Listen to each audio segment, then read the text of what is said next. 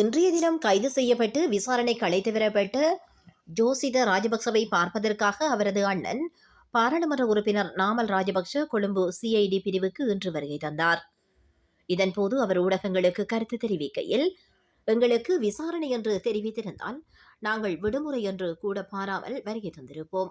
ஆனால் போலீசார் நினைத்தார்களோ தெரியாது, எமது வாகன எரிபொருளை சேமித்து அரசு செலவில் எங்களை கூட்டி போகலாம் என்று. அத்துடன் வரலாற்றில் அதிக கொலை குற்ற செயல்கள் நடைபெற்ற மாதமாக இந்த மாதத்தை காணலாம். அரசியல் பழிவாங்கலுக்கு துணை போகாமல் காவல்துறையானது இந்த கால நேரத்தை இந்த குற்றச்செயல்களை தடுப்பதற்கு பாவித்திருந்தால் பாரிய குற்றங்களை தடுத்திருக்கலாம். இதேவேளை நாங்கள் போலீசாருக்கும் ஏனைய காவல்துறையினருக்கும் நன்றி தெரிவித்துக் கொள்ளுகின்றோம். எம்மை பாதுகாப்பாக அழைத்து வந்து எம்மிடம் வாக்குமூலம் கேட்டமைக்காக. அத்தோடு தேங்காய் சம்பலோடு சாப்பாடு சாப்பிட்டதுதான் நாங்கள் செய்த குற்றம். இது சந்தேகமின்றி அரசியல் பழிவாங்கலே அன்றி வேறு எதுவும் இல்லை. அரசியல் பழிவாங்கல் இல்லையானால் காலையிலேயே வாகனங்களை எடுத்துக்கொண்டு வந்து இம்மாதிரியான கைது நடவடிக்கைகள் பிரச்சாரப்படுத்துவார்களா என்றவாறு பாராளுமன்ற உறுப்பினர் நாமல் ராஜபக்ஷ அவர்கள் ஊடகங்களுக்கு கருத்து தெரிவித்தார்.